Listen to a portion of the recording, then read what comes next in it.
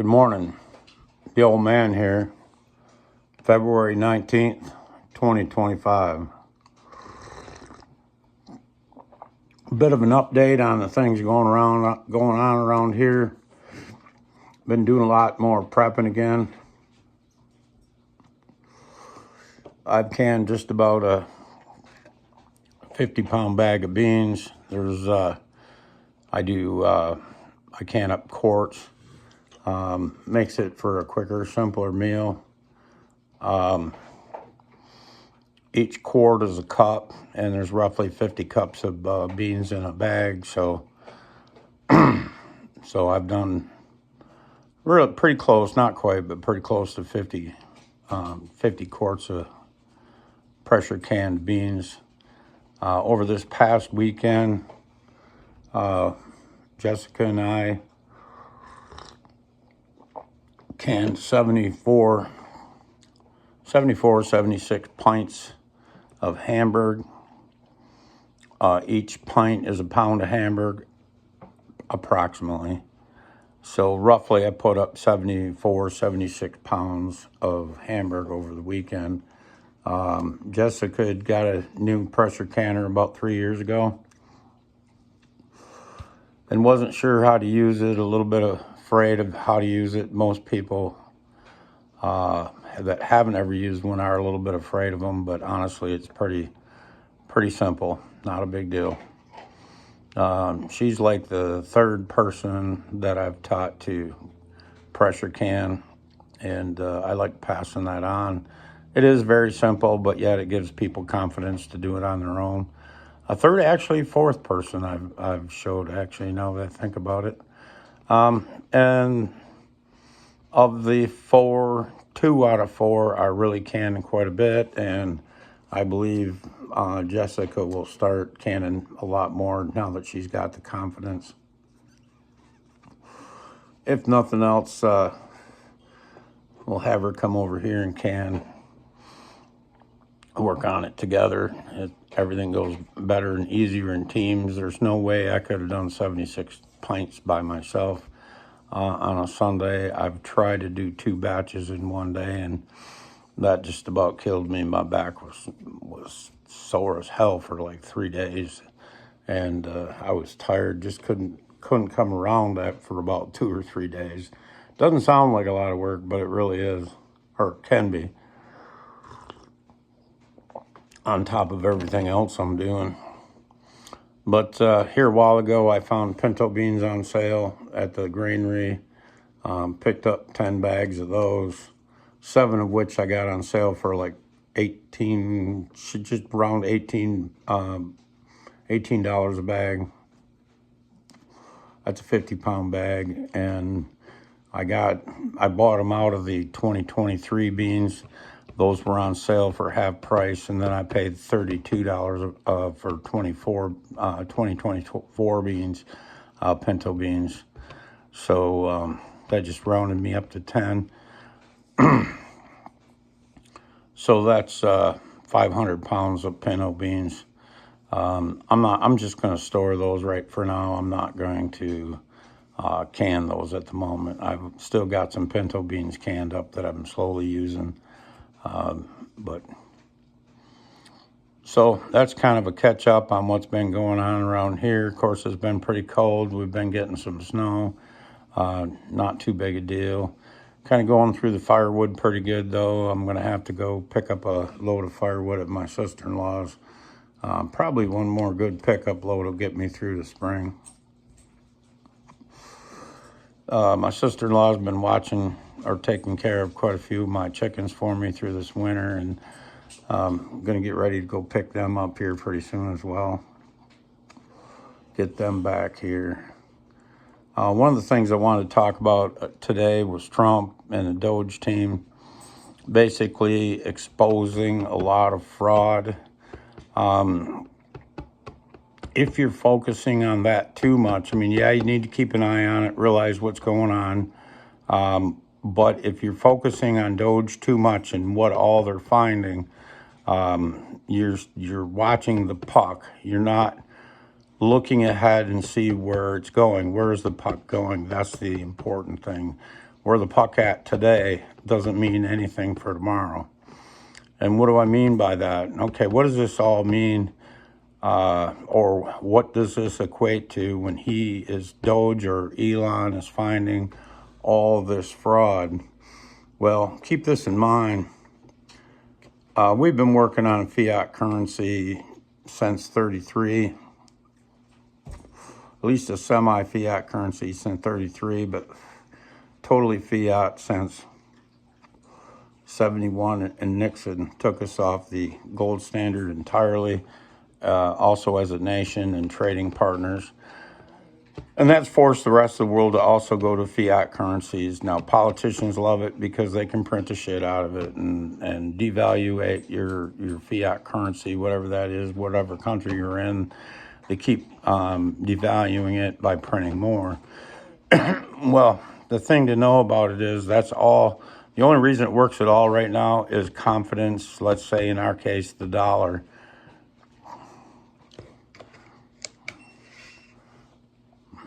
Straightening Ruger up. The confidence in the dollar. Well, the one thing that they are exposing is that confidence you have in the dollar is false. Every number that you've been fed especially over the last 4 years on unemployment, GDP, and everything else is all fake. It's all fake numbers. They had to fake the numbers or we would have had a collapse already. The fact of the matter is most will call it, or a lot of financial guys, not all, will consider the guys that really got their pulse or their finger on the pulse of the economy and know their ass from a hole in the ground. They're saying we've been in a silent depression since 2008 when the markets collapsed. I agree with that. There's many signs of a depression. One of the signs, the only thing that's keeping the illusion going is credit, and credit's coming to an end. The banks aren't loaning as much as they used to. In fact, very little except for on credit card. And notice that your credit card, you're not getting 0% credit cards for 30 days or 90 days or 6 months anymore. Just trying to bait you in. No, they're 22, 24%, so that they can afford to take some losses. They're making so much on the ones that are paying that they can afford to take losses on the ones that aren't paying. So credit card debt helps hide the situation, and that's about where we're at. Keep in mind, like us repatriating a lot of gold and silver from England, the Bank of England, that's all. Somebody got the memo. Hey, dude, bring your shit back here because this is all coming to a head. And part of coming to a head is DOGE exposing the corruption and the falsities of what's been going on, especially the last 4 years. But it's been going on for a long time. It's just becoming more and more obvious during the last 4 years.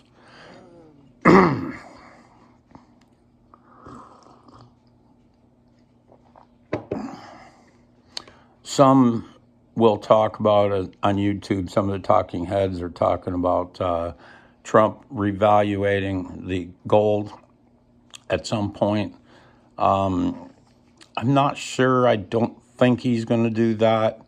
The thing to keep in mind is since we've been off the gold standard in 33, the markets have been totally manipulated. A lot of people bitch about gold and silver being manipulated. Sure they have. But honestly, all markets have been manipulated.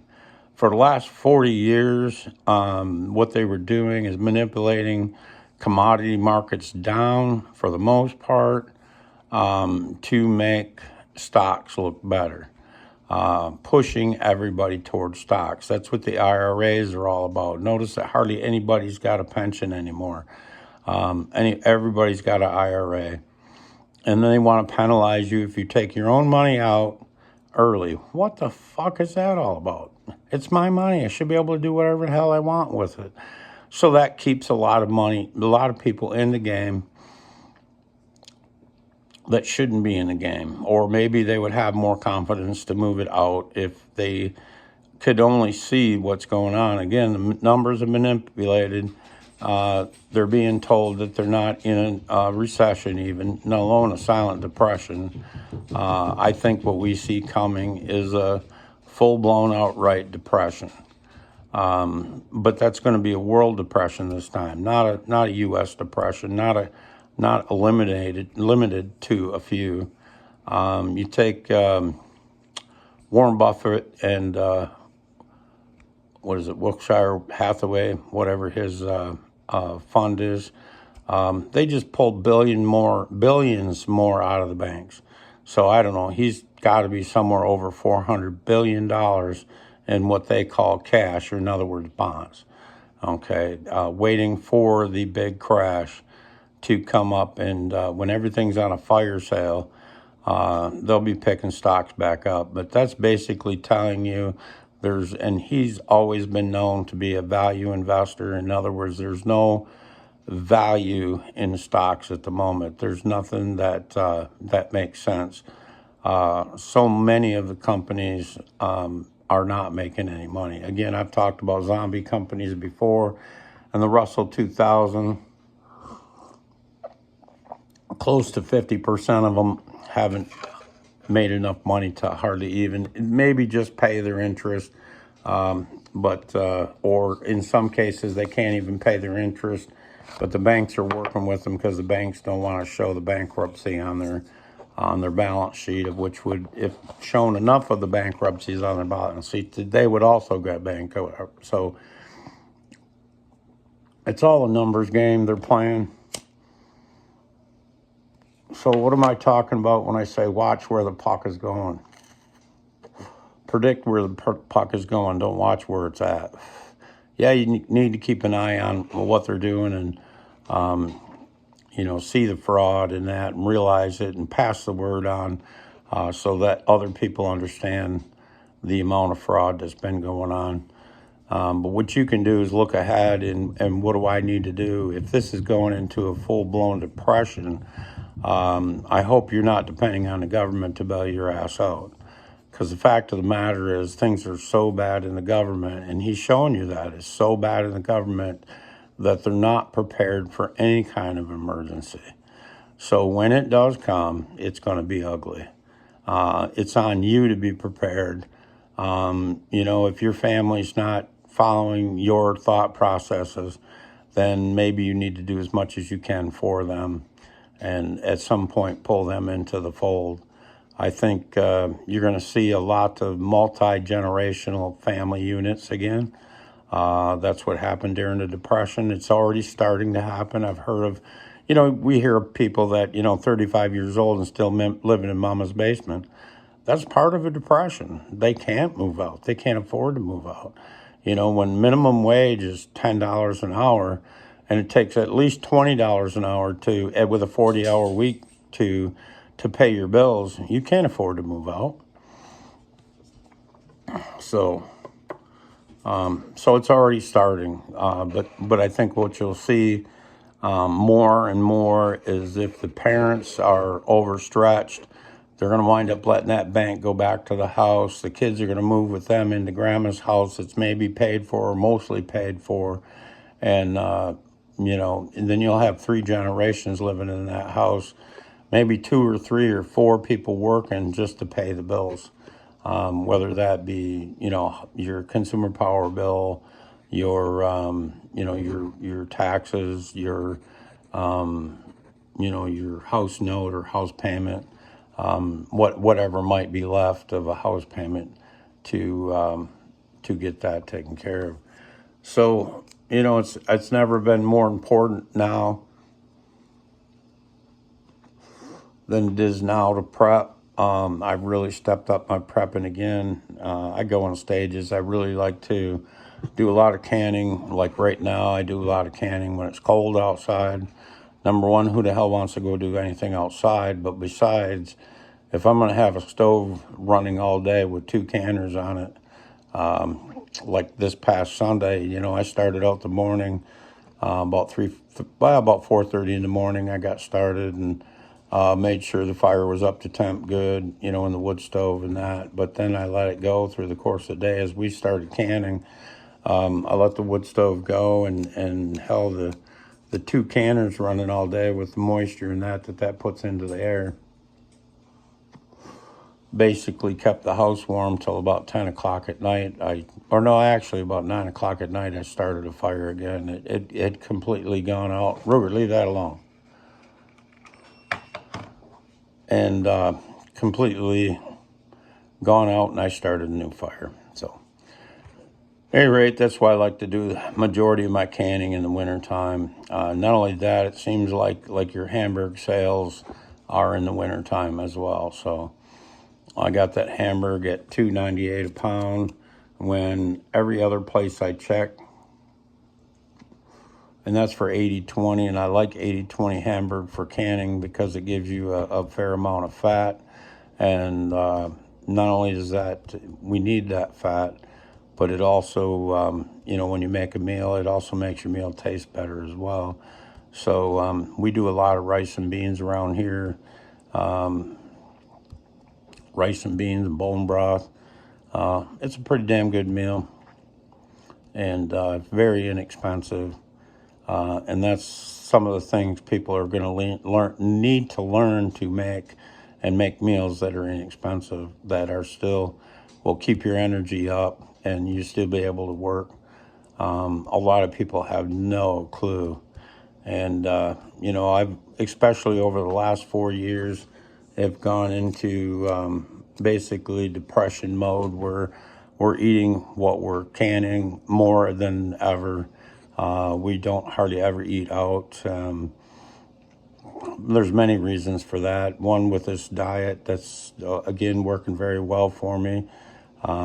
The carnivore diet, you really can't go out and eat anyway. So, you might, if you will, cheat once in a while. We'll get a pizza or something. And a little bit of carbs ain't going to kill me, but you sure do feel the effects the next day. Believe it or not, when you're pain-free from carbs in your joints and then you eat a pizza, boy, does them joints start to ache the next day, and actually carries on for a day or two before things start going the other way. In fact, it's interesting. I've lost enough weight that customers are actually starting to say, hey, are you all right? Are you feeling okay? And it's like, yeah, it's intentional. In fact, I've never had, been way overweight or anything. But even now, my pants look too big and my shirts look too big. And but the fact of the matter is, I'm going to hold off on buying new pants and shirts until I find out where my weight settles out at, and then I'll be, replacing my pants and shirts. So just kind of holding off for now and see how it goes. But working better, feeling better. That's always good. Business has been brisk. Good in a way, bad in a way. It's kind of telling. We're buying more guns from people, and I just like the gold and silver guys. If you watch the channels with the, that interview the shopkeepers, you'll see that for the most part, more people are selling gold and silver that are buying. And that kind of shows you the state of the economy, but it also shows you the state of the press convincing people that, this gold is at all-time high and it's not going to last. So basically, a lot of people are thinking I better sell my gold now before the drop. Well, the fact of the matter is this is the end of an 80-year cycle. Some will say a 100-year cycle, whatever. I think it's an 80-year cycle, and commodities are coming back, and gold and silver will stay high. It'll go high and stay high for a long time. And like I said, normally in the past I've said gold and silver doesn't really change in value. The thing about it is it's going to hold its value while everything else is falling. Whether that's going to happen fast or slow, I believe it's going to happen slow-ish.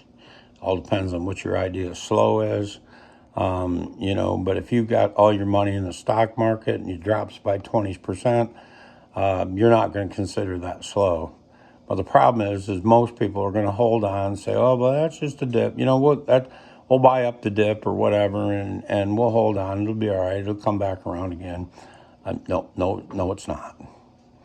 The tech market, you had the Magnificent Seven holding up the whole stock market. Now, after this deep seek in China, and they're saying China brought it out. I'm not sure that was even China, or just somebody basically coming in and undercutting big tech and showing them that how big tech was trying to screw you, that making AI 10 times more expensive than it should be, and if not more, maybe 1,000 times more than it should be, and DeepSeek, whether it was Chinese or otherwise, showing you no, it doesn't need to be that expensive. We can do it a lot cheaper, and that just blew the shit out of all your Nvidias and all your other tech stocks. The only one that's holding up for now is Meta or Facebook, and I'm not sure why that is. But that's the last one. So now instead of the Magnificent Seven, you got the Magnificent One. And I think you'll see that. Again, I'm not sure why Facebook or Meta is holding up when all the rest are going down, because they've also heavily invested in AI and overinvested and spent way too much money on it, obviously. And so that's the last one out of the seven. And, the fact of the matter is the market's already starting to turn over. Gold and silver's going up. I don't think you're going to see it go up fast, but it'll go up fast enough. The smart money, the big money, whatever you want to call them, the family money, the institutional money, they got the memo. You didn't. Things are going to roll over and things are going to start to go down. It'll be controlled as much as they can. They'll control gold and silver on the way up, which in a way is really a good thing. It gives people a chance to wake up. Maybe sell some of their stocks, even if you sell 20% of your stocks and buy gold and silver. If you don't already have any, that's going to protect you from being penniless at any rate. So many people are going to be penniless. And when I say that, if all your money or wealth, I should say, is tied up in the stock market, or any, in the paper market at all, whether that be in the bank, the bonds, stocks, if it's tied up in any of that at all, you're going to get crushed. That's the matter of fact.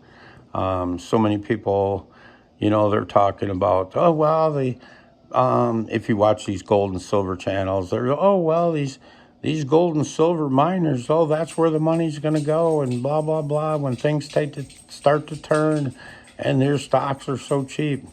Well, it doesn't matter. If a stock is 60 cents a share, that's cheap, right? Well, until it's 30. Then you're thinking, shit, I put 10,000 into it. Now it's only worth 5,000. If I had just waited, I could have bought twice as many shares for the 10,000. And a lot of them companies, it's going to get so bad that a lot of them companies are just going to go broke. Now, the good ones will be here, just like the stock market. The good ones will be here. But when the banks finally have to mark to market their all their investments, and that day is coming, and you realize that all these zombie companies, they've been holding up and they've been bailing out. These companies are going to go broke. They're going to close their doors. A lot of people are going to be on the unemployment line. I just like DOGE, what the hell? Since I read something somewhere, since Obama, the beginning of Obama, which would be 2008, at the beginning of Obama till now, government employees have doubled, went from, now don't take these numbers as the gospel, but really close, from 2 million employees to 4 million employees.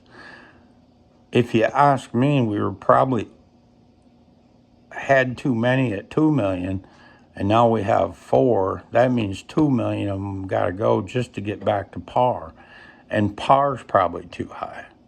Okay, so there's a lot of unemployed people right there. If you get rid of all that waste, there's a lot of people unemployed. But I've also been talking to a couple buddies of mine that are also business owners, and the one guy is employing 21 people, and he said, "Well, I just can't do with less, and I really don't want to. I don't want to lay anybody off." And I said, "Dude, you're coming to me asking me what I think about it. I'm telling you what I think about it. I've been through it.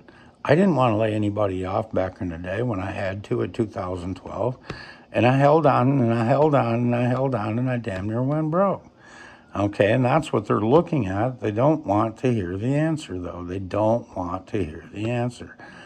Both guys, one guy, he's equipment company, whether that be, in the wintertime, it's snow plows and snow blowers. In the summertime, it's lawnmowers and lawnmower service, and all of that.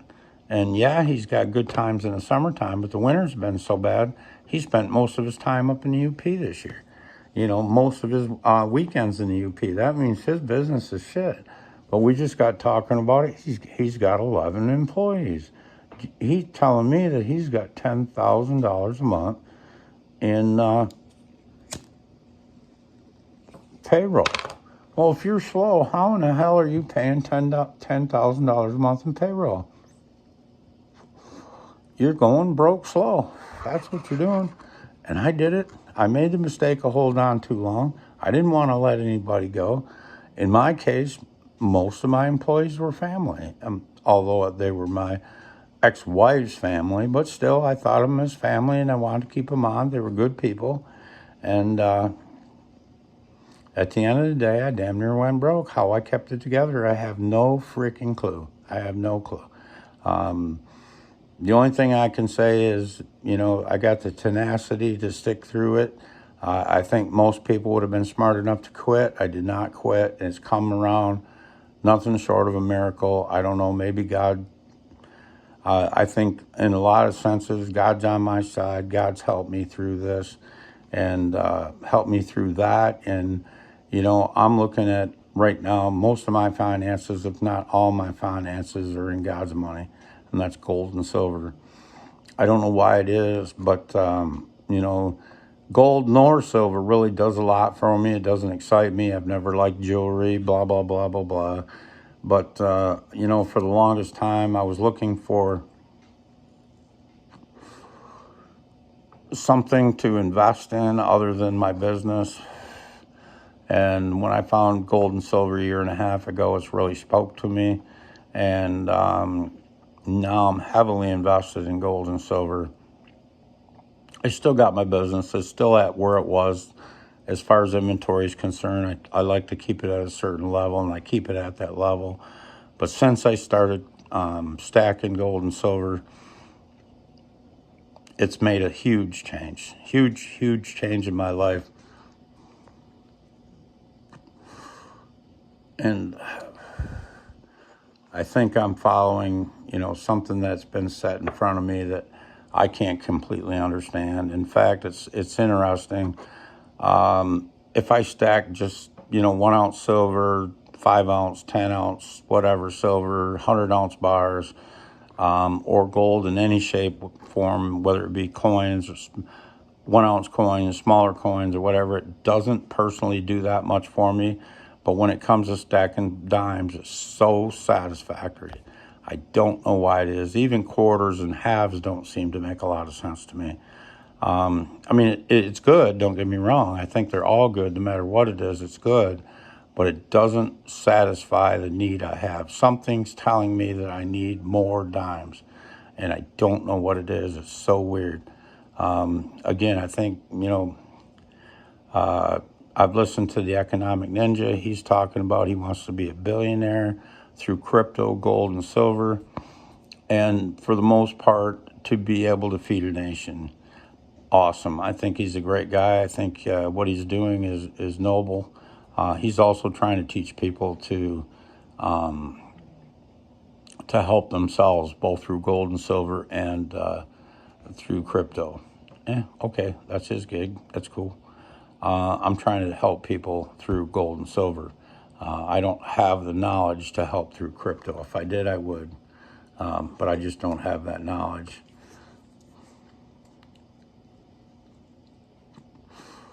In the future, I think it's going to be very important.